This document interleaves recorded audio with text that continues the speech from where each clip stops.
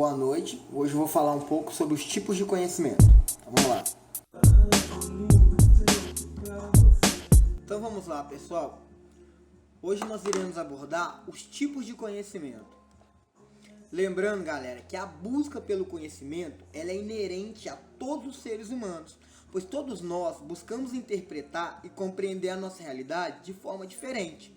Estamos em constante processo de aprendizagem, ou seja, ninguém nunca deixa de aprender. Como dizia aquela canção: Viver e não terá vergonha de ser feliz. Cantar e cantar e cantar a beleza de ser um eterno aprendiz. Então iremos falar dos tipos de conhecimento. Conhecimento empírico, também conhecido como senso comum ou conhecimento popular. Conhecimento teológico ou religioso. Filosófico e, por fim, o conhecimento científico. O filósofo Sócrates diz o seguinte: só sei que nada sei e o fato de saber isso me coloca em vantagem sobre aqueles que acham que sabem alguma coisa. Ou seja, não existe nenhum ser humano que saiba de tudo ou que desconheça tudo. Como dizia Paulo Freire, não há saber mais ou saber menos, há saberes diferentes. Podemos então entender, galera, que não existe um único caminho para se chegar ao conhecimento. Não existe um único caminho para se chegar à verdade. Existem vários. E é isso que nós iremos ver. O primeiro conhecimento, então, é o conhecimento empírico, também conhecido como conhecimento popular, senso comum. Então, galera, algumas características do conhecimento popular é a seguinte: é superficial, ou seja, eu não vejo a essência. Sensitivo, está relacionado às emoções. Subjetivo, cada pessoa tem uma interpretação, está relacionado aos sentimentos da pessoa, do indivíduo. Assistemático, não segue um sistema. E acrítico, você não discute sobre ele, você apenas aceita. Antes de mostrar alguns exemplos, vou fazer um comentário. Algumas pessoas acham que o conhecimento se obtém apenas nas escolas, por exemplo. Obviamente não é verdade. Vamos mais uma vez aqui ver uma frase do Paulo Freire, do educador Paulo Freire. Ele fala o seguinte, que a leitura do mundo, ela precede a leitura da palavra. Ou seja, antes de você chegar na escola, você já carrega uma série de conhecimentos que você adquiriu nas suas relações sociais. Na sua casa, por exemplo. Seu primeiro contato social é ali. E nesse contato existem trocas de saberes. Fazendo essa troca o tempo todo. Esse conhecimento cotidiano que passa de geração a geração, que Paulo Freire se referia. Vamos pegar alguns exemplos aqui. A dor no calo do pé significa que vai chover. Os espelhos e tesouras atraem raios. Tomar banho após a refeição causa morte. Manga com leite é veneno. Gato preto dá azar. E por aí vai. O gato preto cruzou a estrada, passou por debaixo da escada. E lá no fundo azul, na noite da floresta, a lua iluminou a dança, roda, festa, vira, vira, vira, vira, vira, vira, homem, vira, vira, vira, vira, lobisomem. Então vamos agora, pessoal, ao conhecimento científico. As características do conhecimento científico. Ele é real, ou seja, se refere a ocorrências ou aos fatos. Contingente, trabalha com ensaios e experiências. Sistemático, segue um sistema logicamente ordenado. Verificável, você pode testar a veracidade. Falível, porque ele está em permanente evolução. E ele é aproximadamente exato, porque ele é provisoriamente aceito. Por exemplo, eu descubro, eu levanto uma teoria. Alguém vai lá e prova que a minha teoria estava errada. A teoria dele passa a valer. É assim que funciona no conhecimento. Você já deve ter ouvido falar que Plutão deixou de ser um planeta. Mas você sabe qual é o motivo por trás disso? Antes que a gente possa responder essa pergunta, a gente primeiro precisa entender o que a palavra planeta significa. Isso nos leva aos gregos da antiguidade, que basicamente chamavam Mercúrio, Vênus, Marte, Júpiter, Saturno, o Sol e a Lua de planetas. Isso é uma péssima classificação, porque a Terra não está incluída nessa lista e coloca corpos celestes completamente diferentes em um único grupo. Mas os gregos não podiam saber a diferença entre a Lua e Saturno porque as tecnologias que eles tinham para observar o universo não eram tão avançadas quanto hoje.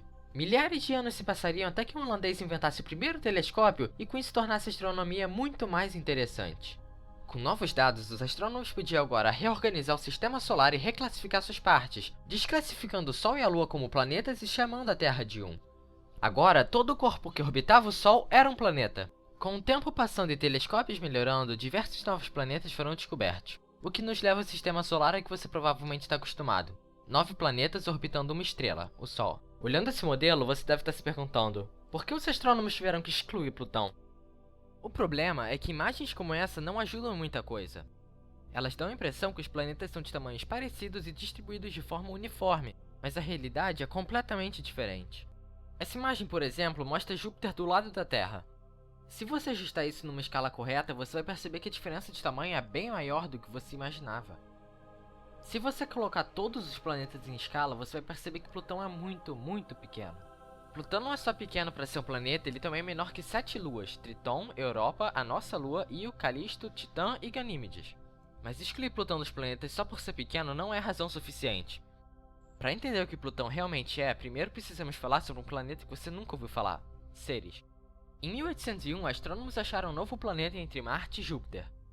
Ele era um planeta pequeno, mas eles gostaram dele mesmo assim e o chamaram de Ceres. Um ano depois, eles acharam outro planeta pequeno nessa mesma área e o chamaram de Pallas. Logo depois, acharam Juno e Vesta. Por algumas décadas, vários alunos aprenderam na escola os 11 planetas do Sistema Solar. Mas como astrônomos começaram a achar cada vez mais e mais desses objetos, dar nomes a eles começou a ficar meio desconfortável. Por isso, eles foram renomeados e colocados em outra categoria, asteroides no cinturão de asteroides.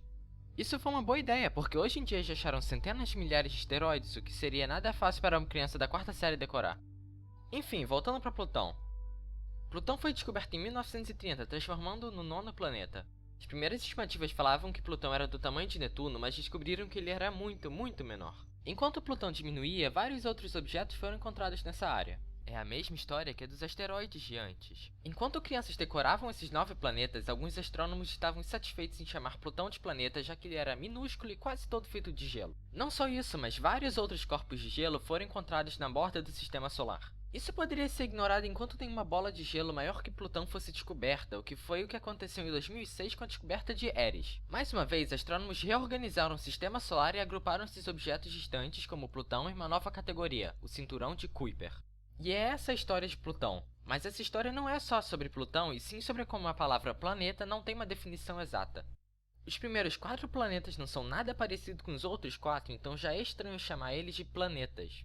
É por isso que eles são, frequentemente, chamados de planetas terrestres e planetas gasosos. E agora que temos a tecnologia para ver planetas em volta de outras estrelas, já chamamos planetas interestelares e anãs marrons, deixando a definição de planeta cada vez menos clara.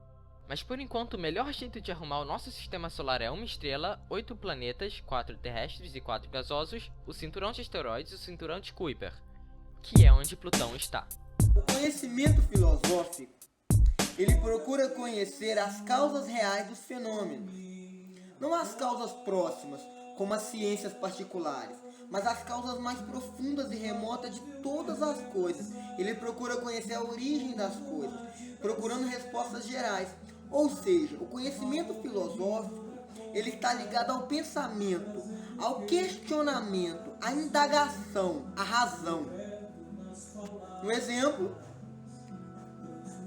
é quando você se pergunta quem nasceu primeiro, o ovo ou a galinha? Em algum momento da história, o homem olhou para esse mundo e se maravilhou. Existia algo de mágico, de místico. Se coloque há aproximadamente 3.000 anos atrás, por exemplo, onde não existia nenhuma ciência do modo como a conhecemos hoje. Aqueles seres humanos viam uma enorme bola de fogo no céu que surgia e partia. O Sol, deixando à mostra sua antagonista, a Lua. Trovões, terremotos, vulcões, primavera, verão, neve, o mar, aves, um céu repleto de pequenos pontos brilhantes. Tudo era incrivelmente mágico, e por mais que quiséssemos negar isso, parecia contraintuitivo rejeitar os poderes dos deuses que estavam a governar nossas vidas. Foram milhões, ou quem sabe bilhões de deuses durante toda a história humana. Deuses criadores e outros deuses que descendiam de sua linhagem. Até as religiões ditas monoteístas têm tantos seres divinizados que não se afastariam conceitualmente, por exemplo, do politeísmo egípcio. Mas o ser humano em algum momento pensou: pode até existir um mundo sobrenatural, mas o nosso meio natural, aquilo que sentimos, que percebemos, pode ter uma explicação também natural. A partir daí, foram travadas espetaculares discussões ideológicas através dos tempos. O homem agora estava no centro das discussões.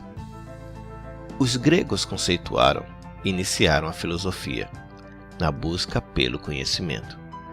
E mesmo sem acesso àquilo que chamamos de método científico, chegaram a fantásticas conclusões.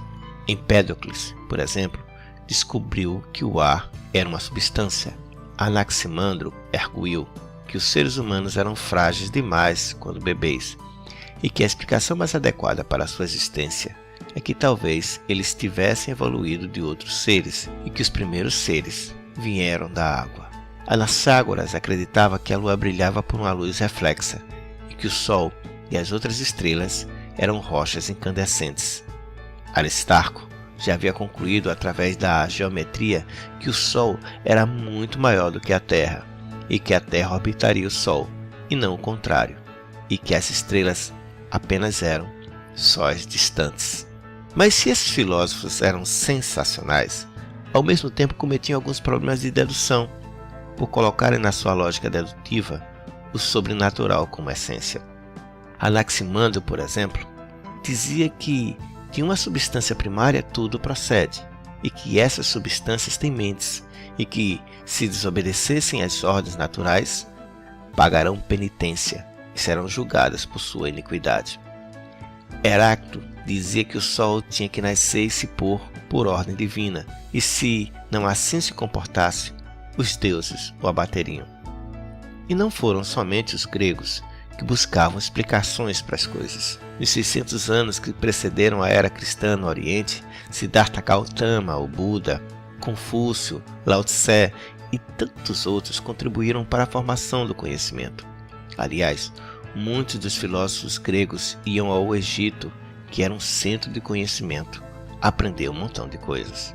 Faremos, portanto, uma viagem no tempo, na busca do homem pelo conhecimento, onde essa coisa chamada de filosofia, que se iniciou com Tales e veio até os dias de hoje provocando paixões, morrendo e ressuscitando no campo do conhecimento, permita a chance de o homem tentar encontrar ou descobrir o que ele é ou como ele é. Então, para finalizar, eu vou falar sobre o conhecimento religioso. O conhecimento religioso é um conjunto de verdades que os homens chegaram, não com o auxílio de sua inteligência, mas mediante a aceitação da revelação divina. A religião existiu e existe em todos os povos, sendo ela baseada em dogmas e rituais. Tudo em uma religião é aceito pela fé. Nada pode ser provado e nem se admite crítica, pois a fé é a única fonte de dados e ela é subjetiva. Ou a pessoa crê ou a pessoa não crê. E geralmente esse tipo de conhecimento ele é baseado em um texto sagrado. No caso do cristianismo, a religião predominante no Brasil, nós temos a Bíblia Sagrada. Aí eu peguei um trecho aqui como exemplo, que tem no livro de Lucas, capítulo 1, versículo 26 ao 33, que fala do nascimento de Jesus. Boa noite, hoje eu vou falar um pouco sobre os tipos de conhecimento. Então, vamos lá.